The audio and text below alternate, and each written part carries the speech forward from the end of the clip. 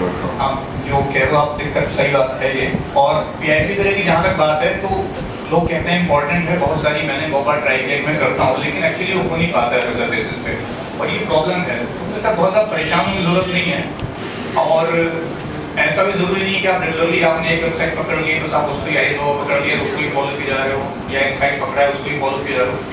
मेरा जो पर्सनल राय बहुत ऐसा नहीं रहा है कि एक पे डिपेंडेंसी रही हो उसी का फॉलो किया हो। टॉपिक वाइज चीज़ें पढ़ने का, जैसे मैंने कहा आपको टॉपिक वाइज आप डिसाइड करो कि मुझे ये पढ़ना है, उसके बाद उसको आपने गूगल पे आके सर्च किया, उससे रिलेटेड जो भी लिंक्स मिल रहे हैं वो किसी वेबसाइट का हो, कहीं का हो, PIP का मिल सकता है, उसको पढ़ा और अपना बाकी शॉर्ट में बना के जो काम चीज लगे उनको शॉर्ट में बना के नोट कर दिया।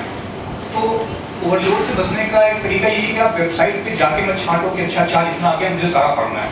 आप टॉपिक देखो कि मैं आज क्या पढ़ रहा हूँ, उसको सर्च किया तो उससे आपका डायरेक्टिविटी भी होगी, एक में बहुत ज़्यादा लोड भी नहीं हुआ और अननेसेसरी चीज़ आप बच भी जाओ।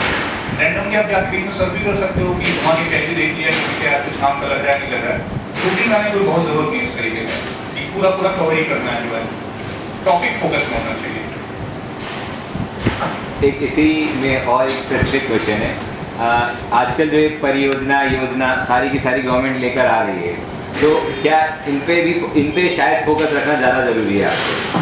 हाँ, इस पे स्कीम्स पे बहुत ज़्यादा फोकस है। दूसरा बिल्स जो आते हैं गवर्नमेंट के बिल्स एक्ट वगैरह हो गए, ये सीधे फोकस लेते हैं। तो ये तो है, अगर कोई स्कीम चल रही है भले ही बहुत चर्चा में भी नहीं है, इंडिया वगैरह में कई बार इंडिया गवर्नमेंट जिसका बहुत ज़्यादा नाम सुना होता है वो डिटेल नहीं पता होता है, वो भी आ रहे हैं। स्कीम्स पे फोकस करना जरूरी है। आप बल्कि बहुत सारी वेबसाइट कंपाइल भी करके देती हैं कि अगर स्कीम्स है वो इम्पोर्टेंट है, तो उसका आप देख सकते हो, वो जरूरी है। और बिल्स तो देखो ऐसा है कि UPSC का ओवरडोज टाइप हो रहा है, जैसे याद आता है अभी ये तो लोग कैट वाले हैं, है ना, और SSC वाले भी हैं, IIT वाले भी। तो ऐसा है कि जब मैं 12th में था मैं बायोलॉजी ली हो गया था, हमने CPFT ली, क्वालिफाई कर लिए, MBBS करने गए, हमने 10-12 दिन MBBS किया, हमको वहाँ पे इतना बताया गया, इतना आ गया, मेडिकल कॉलेज में मिला था, मेडिकल कॉलेज हमको ऐसा एक अंदर से आवाज़ है कि I am just not cut from the class, मैं पूरी जिंदगी और पैरासिटामोल लिखूँ, दैट वाज मतलब वो सबसे मूर्खतापूर्ण इसका विमर्श जैसा अगर शायद कोई ऑप्शन होता तो I would have get a better choice, right. तो छोड़ के भागा, दरवाजा लगा तो पगला गया हमारे पापा इलाज हमारा वो हो जाओ जाके यहाँ से, but now at that particular point I had a choice कि what to do. I wanted to shift to IIT, लेकिन मैथ आती नहीं थी। हमने यूपी बोर्ड का एक सिंगल सब्जेक्ट का फॉर्म भरा और 33 नंबर आया हमारे मैथ में। उसी के साथ हमने CBSE इंजीनियरिंग की, IIT ने अलाउ नहीं किया। वहाँ पर मेरे पास ये क्वेश्चन आया जो इसके क्वेश्चन की इंटेंट है कि when there is a lot to do and you have very less time, right, and the performance benchmarks are pretty high, तब क्या किया जाए, how to survive that load. Okay, तो हमको समझ में आया कि हमारी स्ट्रेंथ क्या है। तो हमें पता था फिजिक्स केमिस्ट्री आती है, मैंने मैथ पढ़ी ही नहीं, हम गए वहाँ सब B भरा है मैथ में, कटपिट के साथ but if I would have put A तो शायद मेरी टॉप 3 रैंक आती है एक्चुअली, क्योंकि 7 से 69 मार्क्स हो जाते हैं। लेकिन मुझे उस 3-4 महीने के इंटेंस पे जो एक बात पता लगी, एक टेक्निक इसको बोलते हैं, कभी आप फार्मूला 1 रेसर्स के बारे में पढ़ें तो आपको पता लगेगा। वो क्या करते हैं, वो आँख बंद करते हैं, ये सभी एग्जाम्स के लिए। इवन मैं कैट का अपना एक्सपीरियंस बताऊंगा अभी, so you will be able to better relate. Formula 1 racer क्या करता है, वो रेस के एक दिन पहले ऐसे बैठते हैं ऐसे ध्यान से, and he recreates everything in his brain, very cool, very calm, right. यहाँ पे ऐसे टर्न आएगा, यहाँ पे मैं चौथा गियर डालूंगा, यहाँ से ब्रेक लगाऊंगा, यहाँ हल्का क्लच लूंगा, everything just in his mind. बाकी सबको लगता है कि ऐसे बैठे चाय पी रहा है, but in his background he is doing a massive processing. तो यही हमारा है, जैसे I mean everybody have different strategy, so mine and Akash are sort of bipolar strategy, he is north pole and south pole on that. हमने कभी notes नहीं बनाए UPSC के, I do not believe in making notes, लेकिन मेरा ये रहता है कि एक सिंपल सी बात है जो एक टीचर मुझसे कहता था कि तुम्हें आना चाहिए, what matters कि तुम्हें पता। जैसे तुम कोऑपरेटिव फेडरलिज्म पढ़ रहे हो, तुम कंफ्यूज हो कि अब 1950 में ये था, 60 में ये था, 2014 में ये, अब कॉम्पिटिटिव मोदी कह रहे हैं कोई आएगा वो बोलेगा फेडरलिज्म की तो 4 पेज होती है, अब तुम परेशान हो कि हम नोट्स कहाँ से अपडेट करें, और फिर नया आ जाएगा तो कैसे इंटीग्रेट करेंगे, और फिर इसको याद करें तो पुराना फिर हो रहा है, तो फेडरलिज्म ही पढ़ते रहें क्या? यही हम डाउट है ना तुम्हारा कुल मिला के। I think you are micromanaging the problem. इतना नहीं सोचना होता है। तुम 5 मिनट बैठो, तुम्हें क्या आता है, तुम्हें दिख जाएगा। क्वेश्चन एक फ्रेम करो कि फेडरलिज्म ये क्वेश्चन पॉसिबल है, सोचो, तुम्हें 4 चीज़ें आती हैं, पन्ना भर जाएगा नहीं भर जाएगा। फिर तुम्हें लगा कि कम पड़ रहा है, गूगल किया, एक पॉइंट और रख लिया। फिर तुम्हें लगा करंट में ये हो रहा है, तुम्हें पता ही है क्या हो रहा है, तो just revise that in your mind. इसको मेंटल प्रोसेसिंग बोलते हैं and it is very efficient. अगर बहुत कम समय में सफलता पानी हो तो ये उसके लिए बहुत फायदेमंद है। Keep doing mental processing for every exam, like for CAT. हमको अहमदाबाद की कॉल नहीं आई थी, हम शायद कैट थे अहमदाबाद या बेंगलोर में था, तो मुझे कोझिकोड से कॉल आई। कैट में क्या है, they have very tough aptitude right and very quick aptitude. तो लोग क्या बताएंगे, ले लो कॉपी ले लो, अलार्म लगा लो, 3 मिनट में 25 सम करो, फिर 2 मिनट में 25 करो। This sort of time sorting techniques देता है। इसका एक अगेन स्मार्टर मेथड यही है, आप अपनी आंखें बंद करो।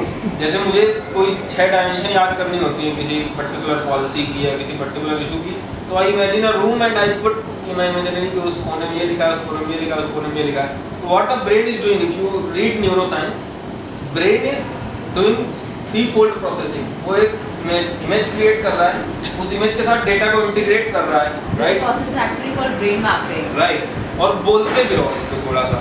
सो व्हाट इज हैपनिंग, आप एक तो बोल रहे हो तो स्पीच प्रोसेसिंग हो गई है सेम फैक्ट की, और कान के थ्रू सुन भी रहा है ब्रेन, तो क्या हो रहा है, 4 स्ट्रेसर्स आर कमिंग, तो ब्रेन की मजबूरी है याद करना। और ये लेकिन ये है कि आधे एक घंटे में दिमाग थोड़ा बनना आ जाता है, हीट हो जाएगा थोड़ा सा मतलब जैसे that's why you will find कि देयर आर 2 मेथड्स। ज़्यादा समय दो, इफिशिएंसी एवरेज रखो। अगर आपकी इफिशिएंसी काफ़ी हाई रहेगी तो आप ज़्यादा टाइम नहीं दे पाओगे, उसके लिए फ्रस्ट्रेट मत हो, मतलब वो हेडेक होने लगेगा, इट इट्स काउंट कर। ओके, तो ये वाला जो मैंने उनको वो F1 रेसर वाली टेक्निक बताई, कीप डूइंग मेंटल प्रोसेसिंग। जैसे मैं अभी बैठा था तो हम अपना एक गांधी जी का एथिक्स वाला रिवाइज कर रहे थे, तो पहले कैब में पढ़ रहे थे वही। तो ये आपकी कैपेबिलिटी आपको डेवलप करनी पड़ेगी, और ये सिस्टम के अंदर आने के बाद भी मीटिंग है, हर आदमी को टाइम थोड़ा होता है मीटिंग के लिए प्रिपरेशन करने का, सर है, but there are few officers who keep on predicting कि अब क्या हो सकता है मीटिंग में, पिछले वाले में ये हुआ था, कि आप ये बोलेंगे तो हम ये साहब ये बात करेंगे। This sort of higher degree of mental processing is very much needed. बाकी ये सब कि ये नोट्स बना लो या अंडरलाइन कर लो, it is everywhere written, it is very much important. यहाँ क्वेश्चन क्या है कि मेंटल प्रोसेस जो करेंगे उसके मसाला कहाँ से है, हवा में तो करेंगे नहीं। एक कॉर्पोरेटिव एडमिन की बात करें तो कहाँ से पढ़े रहे, आपकी रीडिंग वाली क्या को क्या प्रोसेसिंग है, तो रीडिंग कहाँ से कीजिए लड़ बोले पता चलता है। लेकिन after that you can do either brain mapping और फिजिकल नोट व्हाटएवर कर सकते। मसाला कहाँ से, मसाला कहाँ से लिया जाए, होना चाहिए वही, it is very difficult that is the problem. Select. इसके 2 सॉल्यूशन है, बहुत सिंपल सॉल्यूशन। पहला मैंने बोला था डिसाइसिवनेस। ये कैसा डिसाइसिवनेस है, you want to become district magistrate right, आप डिस्ट्रिक्ट मजिस्ट्रेट बनोगे, आपके सामने आएगा ही साहब 5 लाख रुपए, अब चाहे इसको यहाँ लगा दो, यहाँ लगा दो, यहाँ लगा दो, यहाँ लगा दो, और एवरीवेयर यू विल फाइंड कि almost results are lump sum equal. You have to take a decision. अब इशू आता है कि हमने अगर ऑप्शन 1 चुना और ऑप्शन 2 बेटर हुआ तो इसका घाटा कौन सहेगा? यही तो प्रश्न है कि तुमने IAS बाबा पढ़ लिया और क्वेश्चन इनसाइट्स ऑन इंडिया से आ गया, तो इसके लिए अकाउंटेबल कौन होगा? This is the core of the question right. यही तो तुम्हारी चॉइस ओवरलोड प्रॉब्लम जो तुम बोल रहे हो, उसका जिस्ट यही आता है।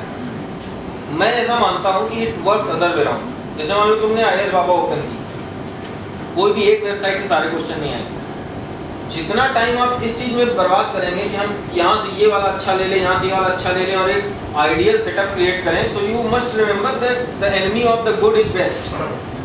बेस्ट के चक्कर में गुड एक्सेस नहीं कर पाते। आप एक वेबसाइट पकड़ लो और उसको आप रिलीजियसली फॉलो करो, what will happen, you will have so deep capture on the knowledge in that website. अगर उससे कुछ डायरेक्ट नहीं भी आया तो आप उसको प्रोसेस करके उतना ही इक्वल परफॉर्मेंस दे लोगे, और जो डिसीजन मेकिंग में टाइम वेस्ट हो रहा था वो टाइम आप डिसीजन को इम्प्लीमेंट करने में लगाओगे। Are you getting?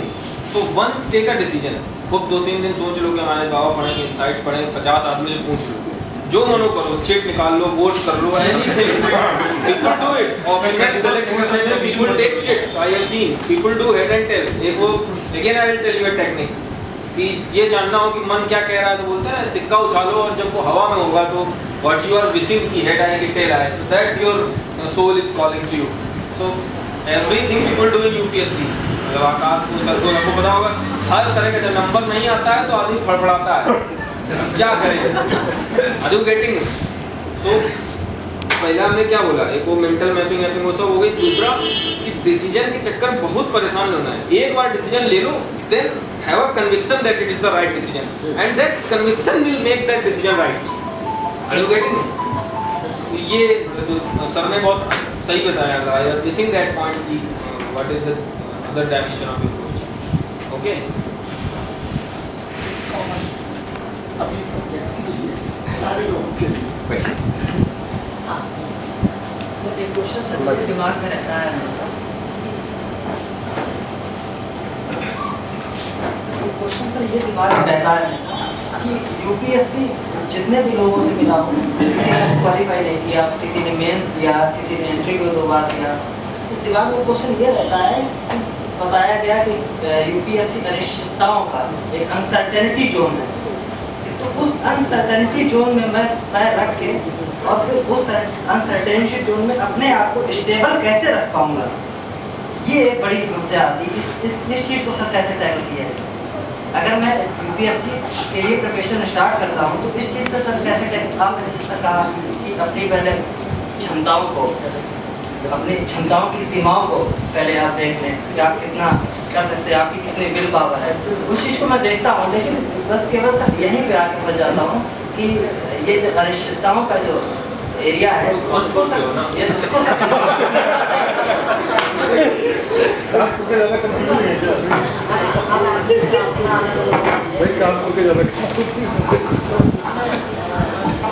जितने भी हमारे पैनल एक्सपर्ट हैं सबका अलग अलग ओपिनियन होगा।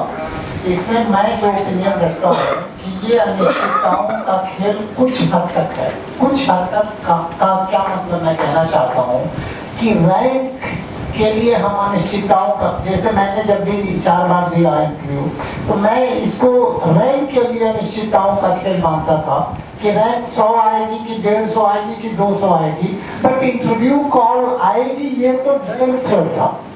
सिलेक्शन में नाम आएगा, 600 रैंक आएगी, 700 रैंक आएगी, ये तो अनिश्चितताओं का खेल मैं अपने लिए मानता था, बट नाम जरूर आएगा, इसमें कोई अनिश्चितता नहीं थी। वही हाल अगर मैं सूरज भाई के रिजल्ट को देखता हूँ तो इनको ये नहीं अनिश्चितता है कि मेरा नाम उस लिस्ट में आएगा कि नहीं आएगा, ये जरूर अनिश्चितता है कि टॉप 10 में आएगा कि टॉप 50 में आएगा कि टॉप 100 में आएगा। तो पहली चीज कि जब आप अभी यूपीएससी के बाहर हैं, नौकरी के बाहर हैं, तो आपके लिए तो अनिश्चितता है ही नहीं। एटलीस्ट आपको इंटर तो कर ही रहे ना उसमें, 600 रैंक पे इंटर करो, 800 रैंक पे इंटर करो, at least you are interim, so that is certain. वो सर्टेनिटी है, वो निश्चितता है। बाकी जो निश्चितता है वो आपके नॉलेज से और आपके जो एक्सपोजर होगा उससे धीरे धीरे वो भी अनसर्टेनिटी खत्म हो जाएगी। बाकी सुबह बताएंगे और मेरा बहुत पूरा स्पीच कराइए कि मैं एग्जांपल आप this is a very childhood experience. मैं साइकिल से जा रहा था, नहर थी छोटी और उसके ऊपर पटरी बनी हुई थी। पटरी के दोनों तरफ वो जो होती है सपोर्ट के लिए, जो सेफ्टी के लिए, वो वॉल नहीं बने, खाली पटरी थी और मैं अक्सर उसको बिना ख्याल किए जा रहा था। ठीक है, सेम डे मैंने वैसे ही किया, लेकिन मेरे पीछे पीछे देखा एक व्यक्ति आ रहा है और पटरी आते आप देखते देखते लहराने लग गया। उसको एक विश्वास नहीं हुआ कि पार कर पाएगा या नहीं कर पाएगा, और मेरे देखते देखते पटरी पर आराम से वो झील भैया ये मेंटल मत रखो, पहुँचोगे मेंटल रखो, मैं पार करूँगा, कोई निगेटिविटी मत रखो।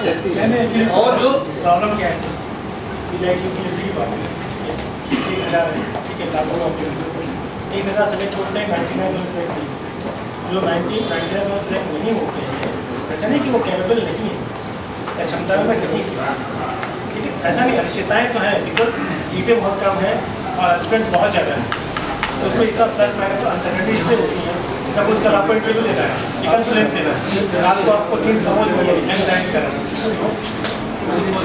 कल रात में जैसे जो जाइए जॉब का श्रिंकिंग एवरीडे इतना कम हो रहे हैं, मेरा पॉइंट ये है there are certain factors which you cannot control. रोज आपको एग्जाम में देखा आपको ऑटो नहीं मिला, आपको ऑटो खराब हो गया, ये सारी factors you cannot control, just forget that. What you can control just focus on that, ठीक है. यूपीएससी मतलब टैलेंट डजंट मीन क्षमता मीन्स यानी कि यूपीएससी निकालने की क्षमताएं बहुत अलग अलग तरह की. कोई अच्छा फोटोग्राफर होता है, कोई अच्छा बिजनेसमैन होता है, कोई अच्छा गायक होता है, कोई अच्छा कोई लेखक होता है. तो कोई यूपीएससी क्राइटेरिया कि यूपीएससी निकाला उसकी क्षमता वाला हो, जस्ट सी दैट आपका इंटरेस्ट क्या है, व्हाट इज योर कैपेबिलिटी. किसी फील्ड में अच्छा करते हैं दैट इज वेरी गुड. तो अक्सर जब इसमें आप एग्जाम दे रहे हैं तो बिल्कुल क्योंकि मैं इसमें सिर्फ इतना कहूँगा, आपने एक सोचा है तो डिटर्मिनेशन तो बनाइए, इरादा तो बनाइए, तो मैं कर लूँगा. उससे पहले ही आप बहक गए कि मतलब अनिश्चितता है, ये है और वो है, तो आपकी सच्चाई है. नहीं, मेरा मतलब ये है कि जो 99,000 नहीं सेलेक्ट हुए, दे शुड नॉट